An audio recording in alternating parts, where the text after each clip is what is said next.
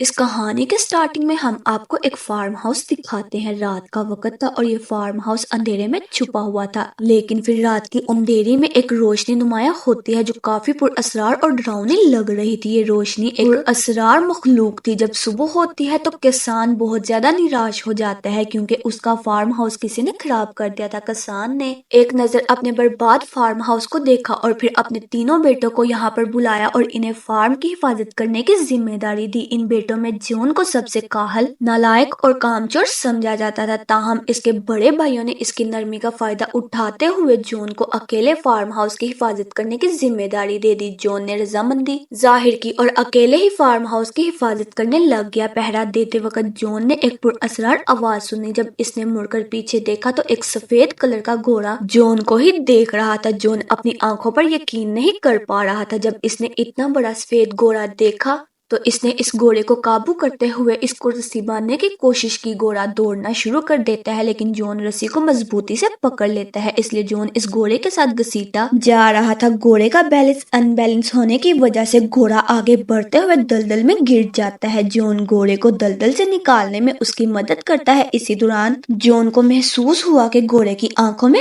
آنسو ہے۔ جون کو بہت زیادہ افسوس ہوتا ہے۔ گھوڑا وعدہ کرتا ہے کہ وہ دوبارہ اس فارم ہاؤس کے قریب نہیں آئے گا۔ گھوڑا جون کا شکریہ ادا کرتا ہے اور وہاں سے چلا جاتا ہے۔ جب جون گھر واپس آتا ہے وہ دوبارہ اپنے فارم ہاؤس سے ایک آواز سنتا ہے۔ جب جون وہاں جا کر دیکھتا ہے تو وہ بہت زیادہ حیران رہ جاتا ہے کیونکہ وہاں پر دو گھوڑے زنجیروں سے بندھے ہوئے تھے۔ اس سے پہلے کہ وہ کچھ اور سمجھ سکتا ایک آواز جون سے کہتی ہے کہ تمہارے لیے تحفہ ہے۔ جب جون مڑ کر پیچھے دیکھتا ہے تو اسے ایک چھوٹا سا گھوڑا نظر آتا ہے جس کا نام فیل ہے۔ دراصل فیل اس گھوڑے کا بچہ تھا جسے جون نے گزشتہ رات دلدل سے نکالا تھا۔ فیل جون کو بتاتا ہے کہ میری ماں تم سے بہت زیادہ خوش ہے، اس لیے انہوں نے تمہارے لیے تحفہ بھیجا ہے۔ جون یہ سن کر بہت زیادہ خوش ہو جاتا ہے۔ دوسری طرف جون کو اپنے والد کی آواز سنائی دیتی ہے۔ جون باہر آتا ہے اور اپنے والد کو باہر ہی روکنے کی کوشش کرتا ہے تاکہ وہ اندر نہ آئے۔ والد کے جانے کے بعد جون فیل پر بیٹھتا ہے۔ فیل تیزی سے دوڑتا ہے اور جون اس کی رفتار دیکھ کر حیران رہ جاتا ہے۔ فیل ایک تیز سیٹی بجاتا ہے اور چند لمحوں کے بعد استبل سے دو گھوڑے اس کی پکار پر نکل کر آتے ہیں۔ یہ وہی دو گھوڑے تھے جن کو ہم نے پہلے جون کے ساتھ دیکھا تھا۔ جون سوچتا ہے کہ وہ ان گھوڑوں کو بازار میں بیچ دے گا۔ جب جون ان گھوڑوں کو بازار لے کر جاتا ہے تو لوگ ان کی خوبصورتی دیکھ کر حیران رہ جاتے ہیں۔ آج سے پہلے کسی نے بھی ایسے شاندار گھوڑے نہیں دیکھے تھے۔ بہت سے لوگ جون سے یہ گھوڑے خریدنے کی بات کرتے ہیں۔ فیل بھی جون کو مشورہ دیتا ہے کہ ان گھوڑوں کو اس بوڑھے آدمی کو بیچ دو، لیکن جون ان گھوڑوں کو بادشاہ کو بیچنا چاہتا تھا۔ جب بادشاہ آتا ہے تو وہ گھوڑوں سے بہت زیادہ متاثر ہوتے ہیں، لیکن ان کا وزیر سمجھتا ہے کہ یہ چوری کے گھوڑے ہیں۔ بادشاہ اس بات کا فائدہ اٹھا کر جون کے دونوں گھوڑے بغیر قیمت کے لے لیتے ہیں۔ جب جون پیسوں کی بات کرتا ہے تو وہ خاموش ہو کر وہاں سے چلے جاتے ہیں۔ فیل جون کو ڈانٹتا ہے اور کہتا ہے کہ میں نے پہلے ہی تم سے کہا تھا کہ ان گھوڑوں کو اس بوڑھے آدمی کو بیچ دو۔ جب فیل اسے اداس دیکھتا ہے تو وہ دوبارہ سے سیٹی بجاتا ہے اور گھوڑے اس کے پاس واپس آ جاتے ہیں۔ بادشاہ کا رتھ ان دونوں گھوڑوں کی وجہ سے الٹ جاتا ہے، وہ آٹے کی بوری میں گر جاتا ہے۔ بادشاہ بدحال ہو جاتا ہے لیکن اتنے لوگوں کی بھیڑ کی وجہ سے وہ جون کو کچھ نہیں کہہ سکتا تھا اور جون سے کہتا ہے کہ ان گھوڑوں کی قیمت مقرر کرو۔ جون گھوڑوں کی قیمت بہت زیادہ مقرر کرتا ہے۔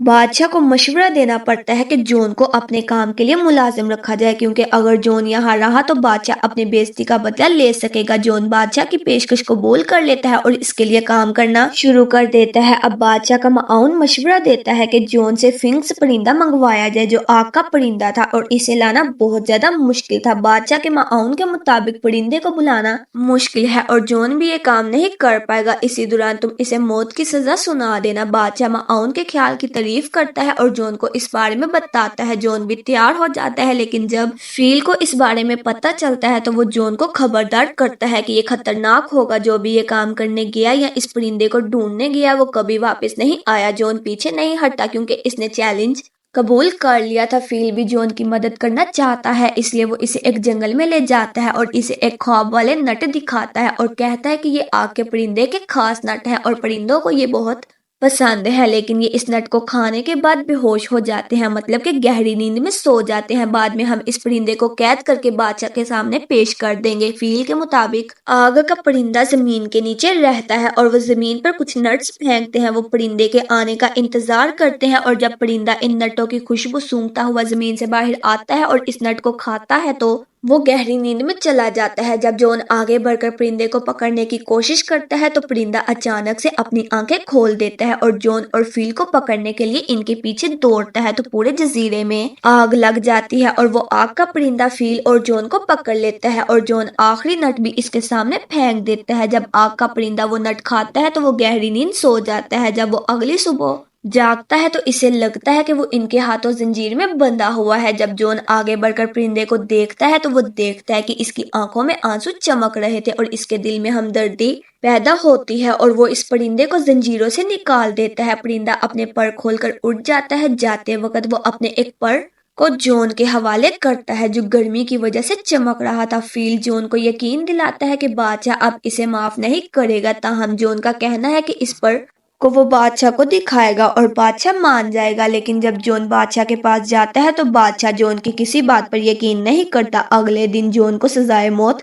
کے لیے لایا جاتا ہے۔ جون پر دکھاتا ہے لیکن وہ اب بالکل بھی چمک نہیں رہا تھا اور بادشاہ جون کو مارنے کا حکم دیتا ہے۔ جب بادشاہ موت کی سزا کا حکم دیتا ہے تو آگ کا پرندہ اچانک سے وہاں پر آ جاتا ہے جسے دیکھ کر سب کے سب لوگ حیران رہ جاتے ہیں۔ وہ سب جون کی باتوں پر یقین کر لیتے ہیں۔ نتیجتاً بادشاہ کو اپنی سزا واپس لینی پڑتی ہے اور مزید کہ بادشاہ جون کو ترقی دے دیتا ہے۔ یہ بات بادشاہ کو اور زیادہ غصہ دلا دیتی ہے، اس لیے وہ اپنے وزیر سے ایک اور نیا منصوبہ بنانے کو کہتا ہے۔ کافی سوچ و بچار کے بعد وزیر مشورہ دیتا ہے کہ ہم جون کو ایک پہاڑی شہزادی کو لانے کے لیے بھیجیں گے۔ پہلے تو جون کامیاب ہی نہیں ہوگا اور اگر وہ کامیاب ہو بھی جائے تو یہ آپ کے حق میں بہتر ہے۔ آپ اس شہزادی سے شادی کر سکتے ہیں اور آپ کو دونوں طرف سے ہی فائدہ ہوگا۔ بادشاہ کو یہ خیال بہت زیادہ پسند آتا ہے اور وہ جون کو اس مشن پر بھیج دیتے ہیں۔ جون آخرکار ان پہاڑوں پر پہنچ جاتا ہے جہاں پر شہزادی رہتی تھی۔ وہ دیکھتا ہے کہ پہاڑ پر محل میں داخل ہونے کا راستہ ایک موٹی برف کی تہہ سے بنا ہوا ہے۔ اسے توڑنا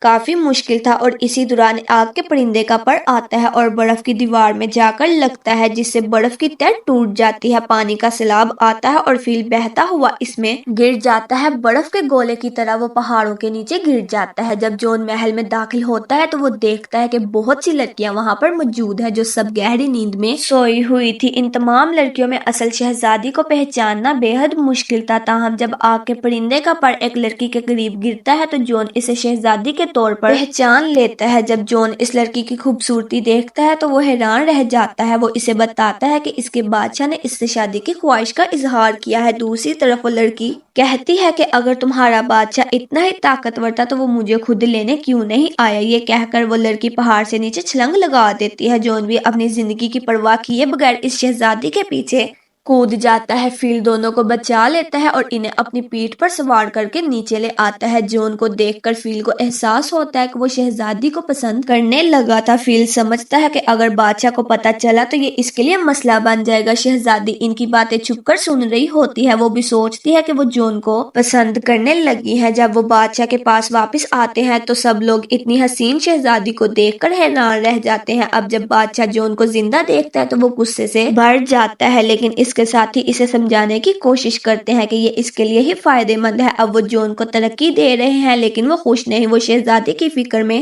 رہتا ہے، اس لیے وہ اسے چپکے سے دیکھنے لگا۔ اس سے پہلے کہ وہ شہزادی سے کچھ کہہ سکے بادشاہ کے لوگ آ جاتے ہیں اور اسے وہاں سے لے جاتے ہیں۔ بادشاہ شہزادی کو شادی کی پیشکش کرتا ہے۔ وہ شادی کے لیے ایک شرط رکھتی ہے کہ اگر وہ اس کی دادی کی انگوٹھی لے آئے تو وہ اس سے شادی کرے گی۔ وہ انگوٹھی سمندر میں کھو گئی تھی، وہ اس وقت تک شادی نہیں کرے گی جب تک اسے انگوٹھی نہ ملے۔ اس کے بعد بادشاہ پریشان ہو جاتا ہے اور جون وہاں پر آتا ہے۔ جب وہ وہاں پر کھڑا ہوتا ہے تو بادشاہ اس پر یہ ذمہ داری بھی ڈال دیتا ہے۔ جون فیل سے انگوٹھی کے بارے میں پوچھتا ہے لیکن وہ کہتا ہے کہ اسے اس کے بارے میں کچھ معلوم نہیں۔ فیل اپنی ماں کو اس بارے میں بتاتا ہے۔ وہ اسے بتاتی ہے کہ انگوٹھی وہیل کے پیٹ میں ہے جو سمندر میں ایک چھوٹے جزیرے کے قریب پائی جا سکتی ہے۔ جون فیل کے ساتھ جاتا ہے لیکن وہ کئی پرندوں سے ٹکرانے کے باعث پانی میں گر جاتا ہے۔ یہ انکشاف ہوتا ہے کہ جون وہیل تک پہنچ چکا ہے۔ جون سمندر میں بڑے زنجیروں کو دیکھتا ہے اور وہ ایک وہیل کو ان زنجیروں میں پھنسا ہوا دیکھتا ہے۔ جب جون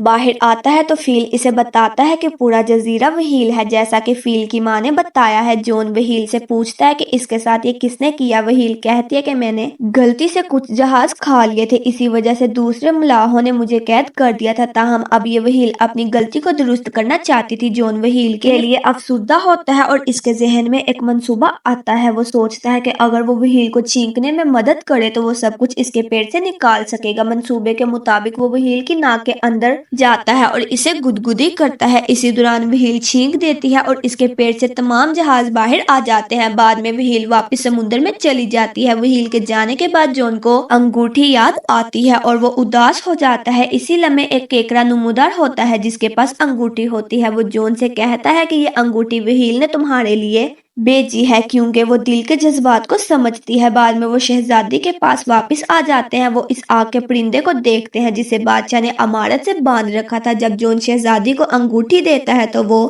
سمجھ جاتی ہے کہ جون اس کے لیے کچھ بھی کر سکتا ہے۔ دوسری طرف بادشاہ کا آدمی مائکروسکوپ سے فیل کو دیکھ رہا ہوتا ہے۔ جب وہ فیل کو بولتے ہوئے سنتا ہے تو اسے لگتا ہے کہ فیل ایک شیطان ہے۔ وہ سب فیل کو پکڑنے وہاں پہنچتے ہیں اور بادشاہ بھی جاگ جاتا ہے۔ جب وہ فیل کو شہزادی کی کھڑکی کے قریب دیکھتا ہے تو وہ فیل پر گولی چلا دیتا ہے اور جون اپنی پوری کوشش کے باوجود فیل کو بچا نہیں پاتا۔ دوسری طرف بادشاہ اعلان کرتا ہے کہ جون کو شہزادی کے اغوا کے الزام میں نوکری سے نکال دیا گیا ہے اور چند دن کے بعد اسے موت کی سزا سنائی جائے گی۔ اسی دوران شہزادی فیل سے ملتی ہے اور اسے بتاتی ہے کہ اس کے ایک آئیڈیا کی وجہ سے وہ مشکل میں پڑ گیا ہے۔ وہ کہتی ہے کہ بادشاہ سے بچنے کے لیے اس نے بادشاہ سے کہا کہ وہ 3 مختلف دیگوں میں نہائے۔ پہلی دیگ گرم پانی سے بھری ہوگی جبکہ دوسری ٹھنڈے پانی سے، تیسری دیگ دوسری طرف ابلا ہوا دودھ رکھے گی۔ وہ بادشاہ کو بتاتی ہے کہ ایسا کرنے سے وہ دوبارہ جوان ہو جائیں گے۔ یہ بات بادشاہ کو پسند نہیں آتی۔ بادشاہ کے آدمی مشورہ دیتے ہیں کہ پہلے یہ عمل جون پر آزمایا جائے۔ شہزادی فیل کو ایک ترکیب بتاتی ہے کہ اس سے کیسے بچا جا سکتا ہے۔ اگر وہ پہلی دیگ میں اس کی دادی کی انگوٹھی ڈال دے، دوسری دیگ میں آگ کے پرندے کا پر ڈال دے اور تیسری